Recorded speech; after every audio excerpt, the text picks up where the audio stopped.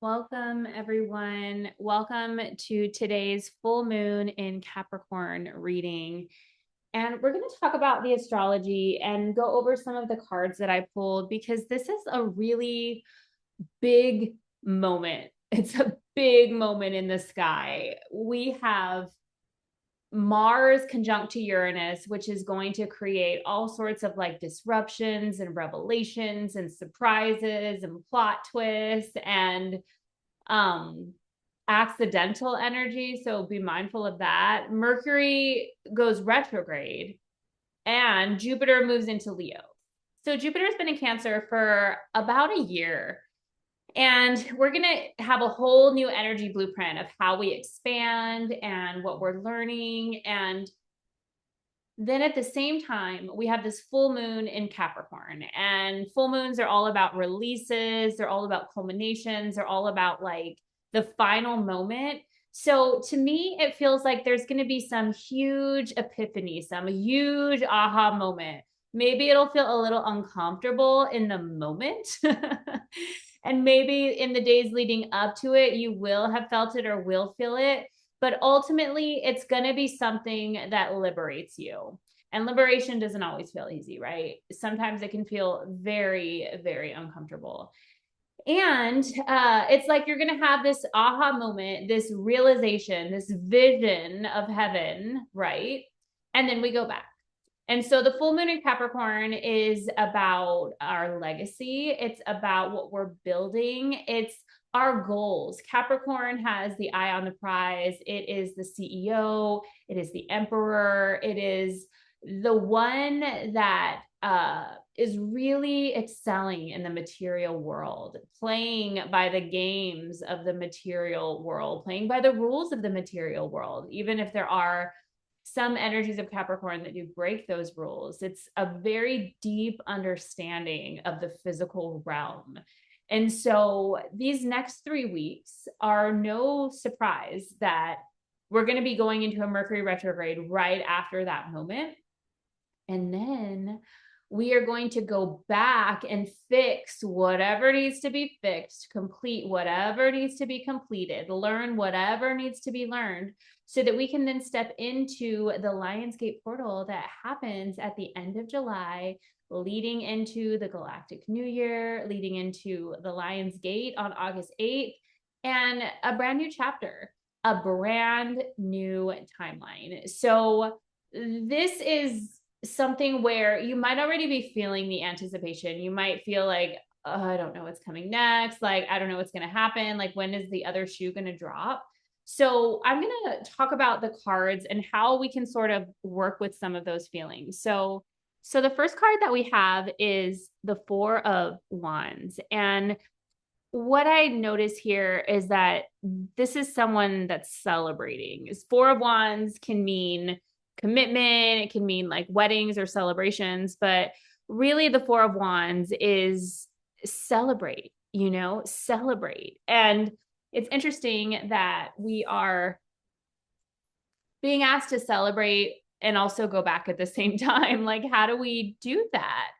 The next card that we have is the Six of Cups, and this is our advice card. And the Six of Cups is kind of like feeling nostalgic. So maybe there's this part of Mercury retrograde that's going to make us feel nostalgic for things of the past. Maybe that's why we're going to reconnect with people from our past, especially if there's anything that's been unfinished over the last 3 months, because generally we have a Mercury retrograde 3 times a year. Sometimes it can be 4, generally 3. So 3 to 4 months, you want to look back at what's happened, what you've learned, what's gone unfinished. And there's a very good likelihood that people from the past, old characters in your story, are returning for a new plot twist. So just expect the unexpected. That's really what I can say about this. Expect the unexpected about the past and people from the past. And the thing with Uranus is it's never what you think it is. So if you're sitting here thinking, oh my God, I hope something doesn't happen with this thing I'm already worried about, I can promise you it's not going to be anything you could even imagine. Like, it's like literally not in your wheelhouse. At the same time, there's nothing to fear because with Jupiter going into Leo, it's like we've got to clear the cobwebs so that you can really step forward and be seen. And you definitely want to do it now in Cancer season before we move into Leo season in the Lionsgate portal. It's like a few more weeks of preparation. But look at this card. Like there's the child and the adult. There's the puppy and the dog. And I really feel like there's this theme of how can we not blame the other people? Like if we just look at it like we're all actors in a play or a movie and we all signed up to be these roles, and that means that some of our characters are going to hurt the other characters in their scenes. And sometimes, it's an ending and a finale, and then sometimes it's just a pause until the next episode or the next one after that. And so there's just this really deep theme to remember the innocence of yourself and everybody else in this world, and think about like how however someone is showing up in your life right now is a reflection of their childhood self, that childhood wound. So if you feel abandoned by someone, it's very likely that child was abandoned, their inner child was abandoned, and so on. So it doesn't make it right. Obviously, you're going to want to have your boundaries for sure, but it also just means that we can have a little spaciousness around simultaneously holding the boundary while also having compassion for everybody. Another thing that's coming up is that not to take it so personally. If you do feel like hurt or abandoned by someone, for example, recognize that it's really a symptom of nervous system regulation. So there was something about your interaction. It's like intersecting wounds that make it to where this person feels unsafe because your presence is bringing up an unhealed part of them. And in order to continue on the journey with you, they would have to look at that part. So oftentimes it's easier to blame the other person and stay in that space. So we can't, as much as we'd like to, we can't force someone into an awakening. We can't force someone into growth. And whenever we're trying that, we're going to feel depleted. The challenge is the Empress, which is very interesting because having the Empress as a challenge means that there's something about feeling abundant. There's something about feeling in our most magnetic, radiant, beautiful self that feels out of reach right now. And so maybe it's because we can see that the Tower card is down there as sort of like the synthesis of some Tower moment we've had and are now processing or will have moving forward. And so with Chiron also moving into Taurus, we're healing the wounds around the Taurus Venus aspect of feeling good in our sensuality. We're healing our wounds of sensuality. We're healing our wounds of abundance. And so, we can't choose the lessons that we have to learn, but we can choose how we learn them. And so I feel like this celebration card at the top is saying like the celebration, the play, the joy, the fun will bring you back here rather than trying to spin your wheels on, pushing yourself so hard. The advice card that we have is the moon, which is interesting because obviously it's a full moon and you can see that beautiful full moon at the top. But you see how that woman is like immersed in all that water. Like that really represents like emotional depth and deep emotions that are sort of coming forward. And this is such a beautiful reflection of the moon because especially at a full moon where the light is the brightest, it shines the light. So imagine how she's so deep within those waters and like that light of the moon is touching her psyche, her soul, revealing things. And you see how there are the white and the black wolves that are howling. It represents the light and the dark, the shadow, the duality of life and the balance of all of those things, like recognizing how am I contributing to these patterns in my life that are unsatisfactory, or the relationship dynamics that just feel very triggering. It's really like doing a deep dive into your emotional field. I'm not surprised that the Emperor shows up as other possibilities because the Emperor is getting your ducks in a row. It's getting everything in order. The Emperor energy is so harmonious with a full moon in Capricorn because it's just saying like, this is the time to use this energy to expand your reach, expand your platform, expand your creative gifts, to expand your potential. And so, yes, there are a lot of the deep emotions that are stirring, but at the same time, it's like, how can you pour that into your work, into, creating whatever foundation or stability you need in your life? Like this full moon, even though there might be a moment of unpredictability, the unpredictability will reveal what is unstable. And then you can take action with this Emperor card to move into more stability. So then we have this card, the Tower, that came through as the synthesis of everything. Like the Tower is not always easy. It's like, oh my gosh, like something has to crumble. Like I've been going towards this certain path or this certain person. And now the moon will reveal what cannot be hidden anymore. Whatever is secret comes to light. And so this is just saying that, like, yes, you might have a momentary disappointment that you can't continue down a certain route, but thank God you discovered it now and not later, because even though there is a disappointment and even though there is like this longing or grief is a good word for the Tower. It's just like feeling like, oh my goodness, like I built all of this on this shaky foundation and I have to start all over again. And the Tower always comes before the star, the new beginning, the hope. So the Tower is temporary, but the stability that you create once that Tower is revealed and shatters will be the legacy that you're building. It will be finally moving past some of those old limiting beliefs or patterns that have kept you stuck for years, maybe even lifetimes. From the Romance Angels, we have forgiving and learning. It says, as you release and heal the past, you experience more love in your present moments.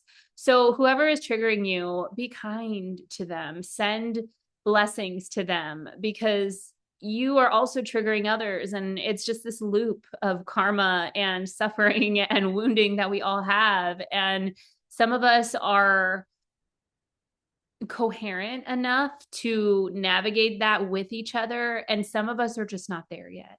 And so if you are actively on a path where you are seeking coherence and others are still in a space where they are creating or existing in chaos, it's just not a match. And like, if you can understand it from that perspective of, it's just an energetic mismatch, like nobody's wrong, nobody's right, but it's just like, you can't be with someone that's not at the same frequency. And so the forgiving and learning has to be like forgiving yourself for wanting it to be different than it is, and forgiving the other person for acting in a way that is not an energetic match to you, that does cause you pain, that does cause you suffering. Like forgiving them for not being who you wish they could be, or evolving at the rate you wish they could evolve at. Like that's the thing that we have to really look at with this moon card is, where were we falling for the potential or the idea, the fantasy of something, and not really recognizing where the current reality is. There may be too big of a gap right now. And that's why, we've got to redirect, we've got to pivot. So the Nine of Pentacles came through also in this message after I picked forgiving and learning. And I feel like this is a really good reminder that, like, when we forgive, we become a match for abundance. And you see how she's here in this beautiful garden in her own energy again, like just so happy and so joyous and free. And it's like, there are moments where we connect with others, and then there are moments of integration. And, she's not here stewing about what has happened or pining over the past. Like, she's created this stable foundation, this beautiful space for herself, her own energy. And the Nine of Pentacles is a beautiful card of like self-containment. And so I feel like this full moon in Capricorn is really getting back to ourselves and getting back to a place of success in all areas of our life, whatever success means to us. And if that means that a person or a situation is no longer a match to that path to or at success, it's reevaluation, because it's better to be in your own energy than it is to be teeter-tottering across something that isn't quite coherent.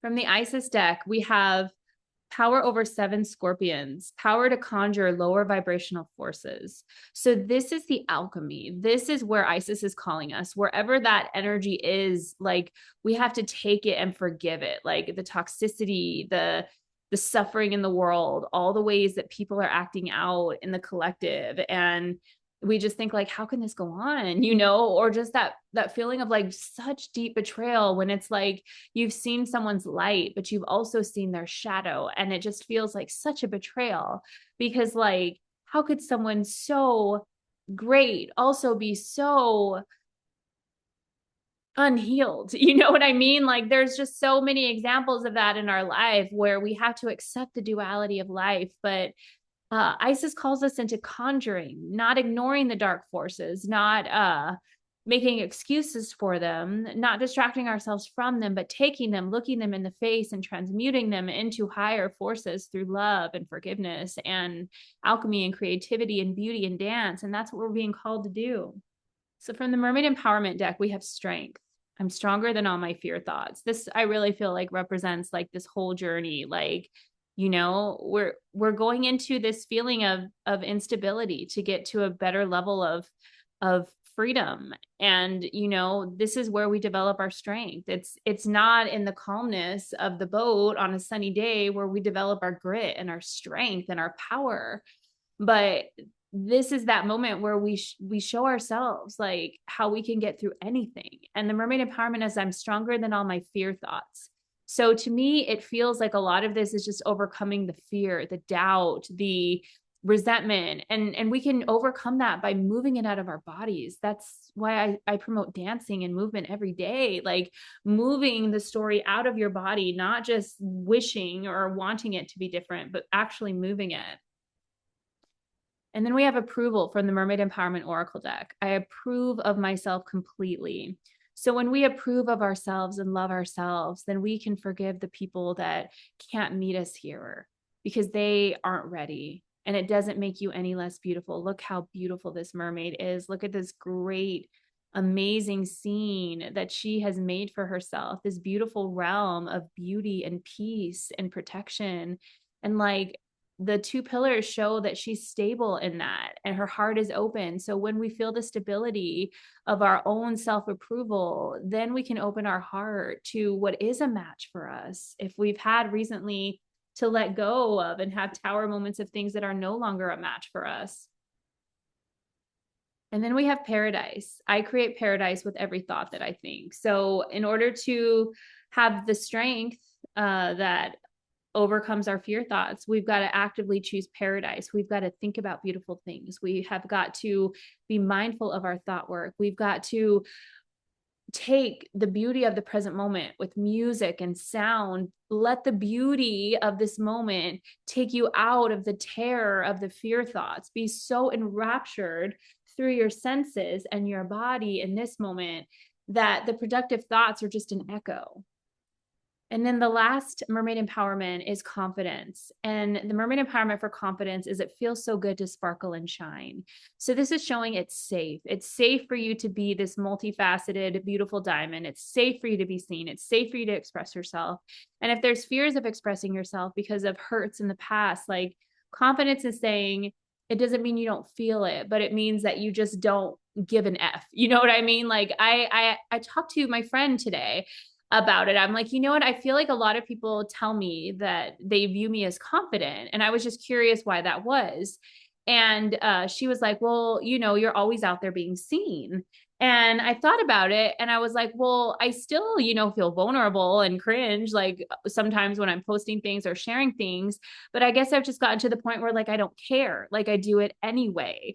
And so I feel like the confidence thing is not that you won't have the fear thoughts or the worries or the stress or the sadness, but you do it anyway. You show up anyway, you trust anyway, and you radiate anyway. And the confidence, that bright diamond, is shining through the darkness. This is what's being mined through this temporary moment of restructuring. So if you want to dive deeper into a Mercury retrograde message, into a full moon message, into any area of your life that you could use more support in, whether it's love or health or career or personal growth, Link in description or meganmermaid.com/readings. You can get access to all of my readings, and there are many more pick a card readings if you aren't ready to book a session just yet. Make sure that you like and subscribe to my channel here on YouTube, as well as my Instagram, where I post daily videos and inspiration. And you can also sign up for my newsletter at meganmermaid.com and my Substack at God in the City. So there's all sorts of ways to connect. And if you enjoyed this reading, please share it with someone else who may resonate with it. I love you so much. Have a wonderful day. Happy full moon.